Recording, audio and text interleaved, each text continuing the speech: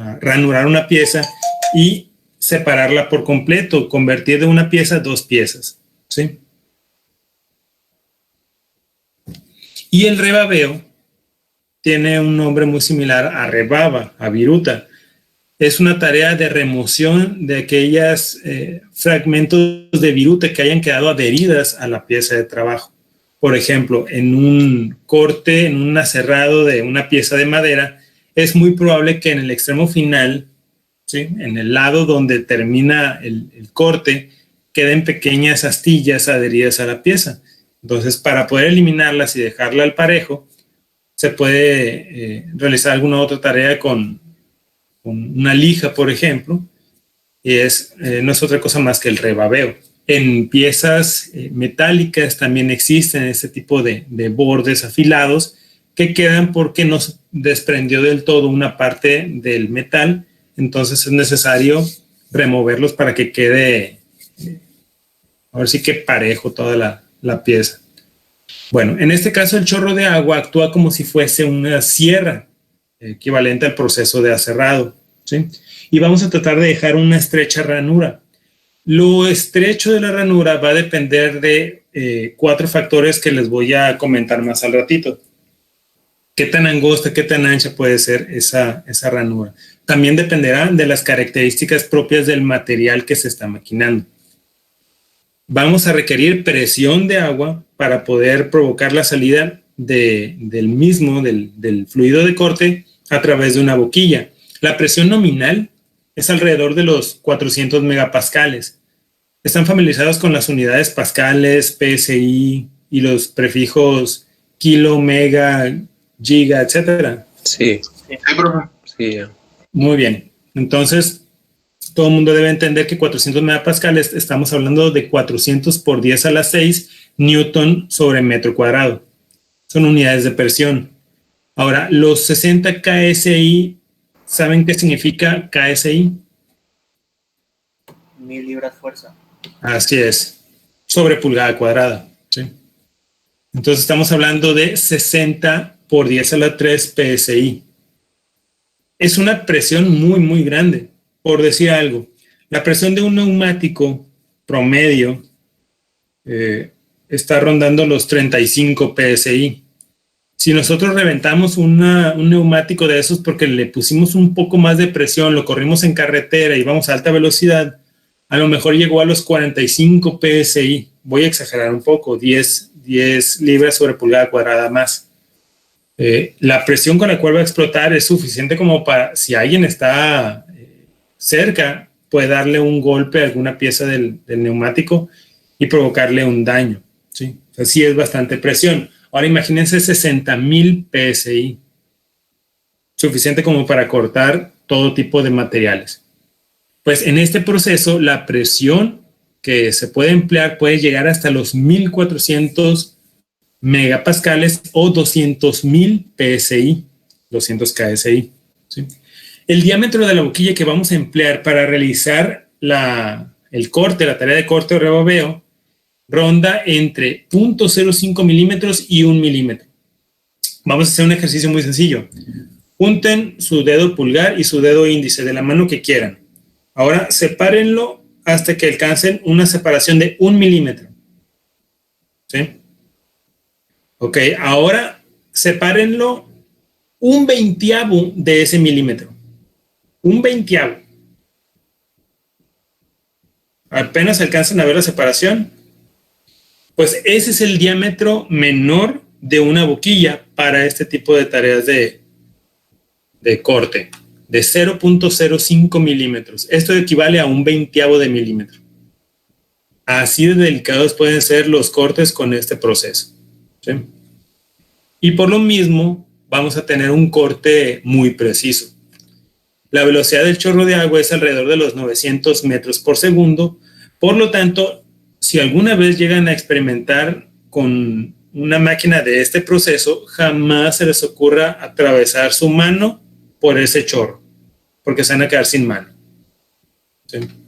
La unidad de la boquilla, como estamos hablando de agua principalmente, necesita un material de soporte de esa boquilla que también soporte el contacto con con este fluido, que en muchos casos, por ejemplo, en los aceros convencionales tiende a oxidarlo. Entonces necesitamos de algún acero inoxidable, y para la boquilla, que sería el extremo final del proceso, vamos a necesitar de algún material que sea muy resistente a la erosión, al desgaste por fricción, ¿sí? Y que sea muy duro, como el zafiro, rubí o incluso el diamante.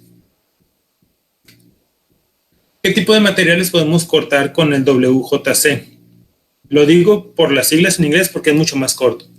Con el WJC podemos cortar plástico, telas, hule, madera, piel, materiales aislantes, ladrillos, materiales compuestos, mosaico para pisos e incluso hasta papel. En alguna clase hace un par de años, un estudiante me comentó que vio en un video que utilizaban este método de corte para el papel moneda que se utiliza en Estados Unidos, para el corte del papel moneda de los dólares. Entonces, es un corte preciso que en realidad, aunque se utilice agua, no va a mojar en exceso el material que están maquinando. ¿Sí? Vamos a verlo en videos ahorita. Hay algunos que sí, por razones equivocadas, y hay otros en los que apenas se nota. Muy bien. Los fluidos de corte. ¿Sí? ¿Es pura agua o tiene otra cosa? De hecho, a eso iba. El siguiente enunciado, era hablar sobre el fluido de corte. Aunque se le llama comúnmente corte por chorro de agua, casi no se emplea ya el agua porque tiene un inconveniente. Cuando el agua abandona la boquilla, al momento de que abandona esa boquilla, lo que experimenta es un choque con otro fluido, el aire. Entonces, cuando choca el chorro de agua con el aire, tiende a dispersarse este chorro. Entonces, abandona la forma que le había dado los conductos y la boquilla, que es una forma cilíndrica. No sé si ya checaron los videos que están en el Drive.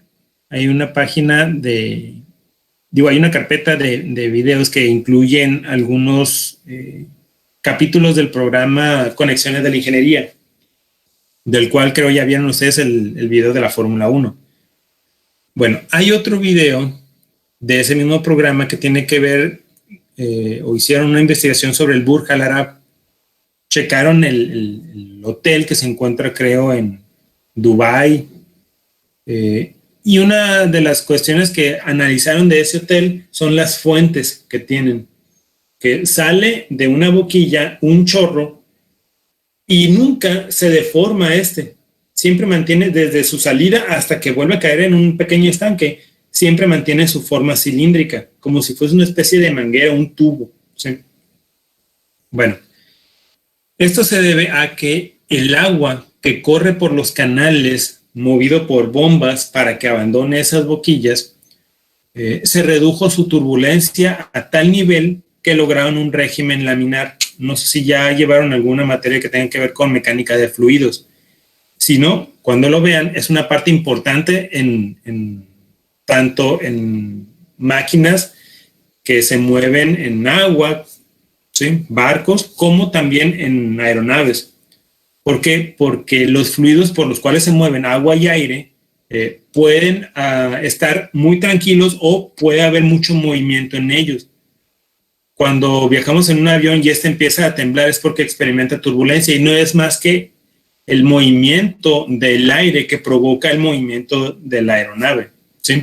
Cuando no hay movimiento, tiende a ser un régimen más laminar. Por ejemplo, un lago. En cambio, un río donde la gente puede subirse a balsas para experimentar los rápidos, ese es un régimen turbulento, lo cual no es deseable ni tanto para las fuentes del Burj Al Arab como para este proceso. Sería lo peor tener un régimen turbulento en las boquillas. Bueno, si nosotros podemos reorientar el agua para que tenga todas una misma dirección, ¿sí? Vamos a lograr que cuando salga por la boquilla mantenga lo más posible la misma forma esférica que le dio la boquilla. Si se comienza a dispersar el contacto con el aire, lo que va a provocar es que la ranura se va a ir haciendo cada vez más ancha. Y eso impide hacer un corte preciso porque no está presupuestado que se vaya haciendo cada vez más ancha la ranura de corte, ¿sí? Va a alterar nuestras dimensiones según el diseño que planeamos. Por eso es que se utilizó otro tipo de sustancias en estado líquido como resinas poliméricas para sustituir al agua. Y esas resinas poliméricas mantienen por más tiempo esta forma cilíndrica. Es decir, van a mantener la forma del chorro que le da la boquilla. Bien. Los 4 parámetros principales que debemos de controlar en este proceso de corte por chorro de agua son la distancia de separación entre la boquilla y la pieza de trabajo, la pieza que van a cortar, ¿sí? No está pegadita, debe haber una separación. Entonces, uno de esos parámetros es la distancia de separación. Otro es el diámetro de apertura de la boquilla. ¿Qué tan grande va a ser ese orificio de la boquilla? El tercero, la presión del agua, ¿sí?, que vamos a ejercer. Ya vimos ahorita que puede ser entre 400 y 1400 megapascales. Y por último, la velocidad de avance de corte. No es la velocidad con la cual sale el chorro, que decíamos ahorita, 900 metros por segundo. No. Hablamos de la velocidad con la cual se va a ir moviendo la boquilla a lo largo de toda la pieza de trabajo para realizar el corte. Bien. Vamos a explicar cada uno y a mencionar algunas cifras. En la distancia de separación, como les decía, es la distancia que va a haber entre la boquilla y la pieza de trabajo. Si nosotros aumentamos la distancia de separación, permitimos que pueda alcanzar que se pueda acelerar el chorro. Entonces, con mayor aceleración, nosotros tendríamos una mayor fuerza, ¿sí?, de impacto sobre la pieza de trabajo, la pieza que están maquinando. Recuerden la fórmula de la fuerza. Fuerza F es igual a M por A, masa por aceleración. Entonces, si aumentamos el valor de la aceleración, vamos a tener como resultado un aumento en la fuerza. Y esa fuerza que impacta sobre una pieza se traduce en un esfuerzo. Por lo tanto, vamos a tener un mayor esfuerzo de corte, ¿sí? Otro. Si nosotros aumentamos esta distancia, en contraparte, como aspecto negativo, le damos mayor oportunidad a que ese chorro se disperse. Por lo tanto, va a ocupar un área mayor de impacto. Nuestra ranura se va a hacer más grande. Y si nosotros aumentamos el área de contacto, el área de impacto, el esfuerzo se reduce, ¿sí? Recuerden que esfuerzo es igual a fuerza sobre área. Si aumentamos el área, entonces como resultado se reduce el esfuerzo. Muy bien. Lo promedio, lo típico, lo normal es una distancia de separación de 3.2 milímetros. Imagínense, 3.2 milímetros. No llegamos ni a medio centímetro. Es muy poquita la separación. Sería 1/8 de pulgada. Bueno, el diámetro de apertura de la boquilla. Entre más grande sea el diámetro de la boquilla, pues vamos a tener un corte más ancho, ¿sí? Entre más estrecho, menor el diámetro, más preciso el corte. El problema es que si nosotros reducimos el diámetro de apertura de la boquilla, vamos a tener también menor fuerza. Vamos a tener que aumentar la presión para poder aumentar la aceleración. ¿Por qué? Porque va a ser muy poquita la cantidad de materia que va a salir a través de esa boquilla. Y recuerden que fuerza es igual a masa por aceleración. Poca masa, poca fuerza. Mayor masa porque tenemos un diámetro más grande, mayor fuerza, ¿sí? Por lo tanto, si ustedes quieren maquinar un material muy resistente, muy duro, van a necesitar de un diámetro más grande de esa boquilla. Siguiente, presión del agua. Decíamos ahorita que la presión promedio de 400 megapascales, la presión límite, por así decirlo, sería de 1400 megapascales. Si nosotros modificamos el fluido de corte para utilizar uno más denso, significa que vamos a tener más masa en un mismo volumen, ¿sí? Entonces, fluidos más densos nos permitirán cortar materiales más resistentes. Y por último, la velocidad de avance de corte. Para este caso es la velocidad con la cual se va a mover la boquilla a través de la pieza de trabajo para realizar el corte de la pieza. la velocidad promedio es de 5 milímetros por segundo, ¿sí? Es decir, medio centímetro por segundo. No estamos hablando o no nos define el autor ni un espesor ni el tipo de material. Así que vamos a suponer que es un promedio entre todos los materiales que se aplican y para los espesores normales. Ahorita vamos a ver cuál es el espesor típico en el proceso. Muy bien. Este sería el sistema que se requiere para poder desarrollar el WJC. Necesitamos el depósito donde se encuentra almacenado el fluido de corte, necesitamos bombas, necesitamos también válvulas, sistemas de control para la apertura de las válvulas y en la parte final vamos a tener ahora sí todo el sistema de la boquilla, que es el soporte, y la boquilla en sí. Una vez que este salga, como pueden ver aquí, se va dispersando el chorro, por lo tanto la ranura va a ser inicialmente de X dimensión de diámetro. Si fuera simplemente un taladrado, pues va a dejar un círculo, ¿sí? Básicamente sería la misma forma que un barreno en un taladrado, pero con la diferencia de que en el taladrado era el mismo diámetro al inicio y al final. Aquí no. Como el líquido se va dispersando, va a generar una conificación en la pieza. El diámetro en la parte superior va a ser de una medida X y en la parte inferior a la salida va a ser mayor, ¿sí? Por la misma conificación, por la dispersión que se genera en ese fluido de corte a través del material. Muy bien. Aquí también se puede ver más o menos cómo se va realizando esta dispersión. Aquí una vez que sale de la pieza, la imagen de un equipo típico. Hay equipos muy grandes dependiendo de las piezas que se vayan a cortar. Y estos son ejemplos de piezas que se pueden obtener a través de este proceso. Estas son láminas delgadas, así que pueden suponer que el corte es tan preciso que no dañaría una lámina metálica, y estas son piezas mucho más gruesas y también mantiene una forma, una buena forma, no hay una deformación, una distorsión en la pieza, ¿sí? Muy bien.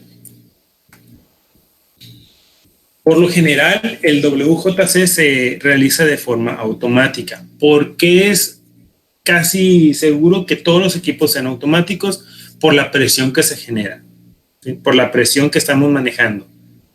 Si utilizamos esos valores de presión de 60,000 libras sobre pulgada cuadrada y lo queremos controlar con las manos, si se nos llegara a resbalar la boquilla y tenemos a un compañero a un lado, lo vamos a cortar, lo vamos a partir en dos al compañero, ¿sí? Entonces es tanta la presión que puede, a lo mejor no lo parte en dos, pero sí le vamos a hacer un daño muy grande. Puede cortar metales. Imagínense lo que le puede hacer al músculo, al hueso, ¿sí? Entonces, por eso es que no vamos a ver este tipo de equipos de forma manual, sino de forma automática por CNC, control numérico computarizado, por brazos robóticos, en fin. Además de que vamos a alcanzar una mayor calidad, puesto que vamos a tener menos defectos. Pueden realizarse cortes de hasta 25 milímetros de espesor o incluso más. Yo diría que este enunciado del autor está más enfocado hacia metales, porque les traigo un video donde la pieza es evidentemente más ancha o de mayor espesor que 25 milímetros y sin embargo lo corta. Y ahorita les voy a mencionar, les voy a aclarar otro enunciado en el cual no estoy de acuerdo con el autor. También se utiliza para la industria del procesamiento de alimentos porque podemos utilizar agua, ¿sí? Agua limpia, agua potable para realizar los cortes. Y como es agua, no va a contaminar el alimento, ¿sí? Así que aparte de tener un buen corte preciso, no vamos a estar contaminando el alimento. Dos, se puede reutilizar este tipo de fluidos. Nada más sería cuestión de separar lo que es el líquido de las piezas sólidas que se desprenden. Muy bien. Y también se puede realizar cortes complejos en 3 dimensiones, no nada más un simple corte de una pieza, sino podemos realizar grabados en sus 3 dimensiones. Por ejemplo, para la fabricación, la manufactura de tableros de automóviles. ¿Qué autor es, profe? ¿Cómo? ¿De qué autor estaba hablando ahorita? Esta presentación principalmente es del libro de Fundamento de Manufactura Moderna de Mikkel P. Gruber y el de Ingeniería de Tecnología. No me acuerdo cómo se llama el libro, pero es el autor Kalpagian. Los 2 libros que les pasé, los 2 libros de más de 1000 páginas, de esos 2 libros principalmente está realizada esta presentación. Mikkel P. Gruber y Kalpagian y Schmidt. Bueno, ventajas del proceso. Tiene algunas que son muy importantes. La primera es que puede iniciar en cualquier parte, a diferencia de un aserrado, que si quisiéramos iniciar en la parte, si tuviéramos una placa, ¿sí? Por ejemplo esto, y yo quisiera hacer un barreno, un agujero en el puro centro, si voy a usar una sierra convencional, yo tendría que empezar de afuera el corte. La sierra forzosamente tendría que iniciar de afuera, ¿sí? Para poder llegar a la parte central y luego hacer el círculo. Si hacemos un taladrado, ese sí no hay ningún problema, podemos iniciar justo donde se tiene que hacer el barreno. Hay otro tipo de tareas que no tiene que ver con un barreno, por ejemplo, un corte rectangular, que una broca, como en el proceso de taladrado, no te lo va a poder dar, que lo tendrías que hacer con un aserrado, pero que tampoco puedes iniciar en el puro centro. Tendrías que hacer un orificio con una broca muy grande, meter por ahí la sierra y ya terminar de hacer el corte. Es mucho más complejo porque necesitarías 2 procesos distintos. En este caso, tú simplemente ubicas la boquilla en el lugar estratégico, enciendes el equipo, genera la presión, el chorro de agua o de resina polimérica impacta, atraviesa la pieza y sigues tu trayectoria de corte, ¿sí? Esa es una ventaja. 2, no se produce calor. Si lo piensan muy bien, forzosamente tiene que haber un aumento de temperatura. ¿Por qué? Porque estamos provocando un movimiento, la transmisión de un movimiento del fluido hacia la pieza de trabajo. Cuando impacte, obviamente va a provocar la energía cinética en las partículas que componen la pieza que están maquinando, ¿sí? Y si ustedes transmiten energía cinética, significa que se va a transformar en calor. Entonces sí se produce calor, pero está ingresando constantemente nuevo líquido, nuevo líquido, nuevo líquido. Y ese líquido viene a temperatura más baja. Por lo tanto, el poquito calor que se genera es enfriado automáticamente con la siguiente cantidad de líquido que ingresa. Entonces, el poco calor que se genera es enfriado automáticamente. Por lo tanto, se dice que no hay un aumento en el calor, ¿sí? No ocurre la deflexión del resto de la pieza de trabajo, es decir, no va a haber un desvío, una deformación en la pieza de trabajo, lo cual nos genera una gran ventaja con materiales que sean flexibles. Les traigo un video precisamente en donde vamos a ver cómo se corta un foam, una espuma. ¿Han intentado cortar ustedes el famoso foamy, que no es más que una espuma? ¿Sí? Cuando lo intentan cortar con tijeras, van a provocar una compresión del material porque es demasiado blando. Entonces, si lo intentan hacer con un cúter o una especie de esponja de mayor espesor, va a ser muy difícil. Por ejemplo, las espumas que utilizan los talleres de... ¿Cómo se llaman? Las tapicerías, ¿sí? Utilizan algunas espumas de hasta 5 pulgadas de espesor. Entonces, ¿cómo haces un corte preciso con una espuma de tal espesor? Es complicado que te quede una pared completamente recta. Por eso es que en este caso, utilizando este proceso, no vas a tener una deformación en la pared, vas a tener un corte. Muy bien. La de trabajo se moja muy poco. Vamos a videos en donde sí se moja un poco más y en otros se moja muy poquito. Perfecto. ¿Sí? Las rebabas producidas son mínimas y de hecho no está la pieza de trabajo, empieza a desprender materia, la pieza, el mismo fluido de corte se la va a llevar, se va a ir. Entonces no hay forma de identificarlo fácilmente. A través de un proceso posterior de filtrado, podrías tú ya separar el polvo sólido del líquido. ¿Sí? Es ambientalmente seguro, no hay una contaminación tal cual ambiental, a menos que ustedes tiren el fluido de corte junto con la materia desprendida hacia el desagüe. ¿Sí? Porque ahí lo que va a contaminar probablemente no sea el agua, sea el polvo del material que están trabajando. O en caso de que no utilicen agua y sea una resina polimérica, pues no lo vas a mezclar junto con el agua. ¿Sí? Entonces, ambientalmente es seguro siempre y cuando se tengan sus cuidados. Sobre todo si es agua, ahí es mucho más seguro. Por eso es que se puede utilizar en la industria de los alimentos, procesamiento de alimentos. Y existe la facilidad para poder automatizar el proceso. Vamos a ver los videos, todos son procesos con equipos CNC. La desventaja es que no se recomiendan materiales frágiles, porque en realidad sí puede cortar materiales frágiles. De hecho, les traigo un video donde cortan vidrio, pero se refiere más bien a aquellos materiales cerámicos frágiles que tengan una presentación de lámina y que la lámina sea delgada. ¿Dónde existe el riesgo? Imagínense una lámina de vidrio para una ventana, ¿sí? Que tienden a ser algunas muy delgadas.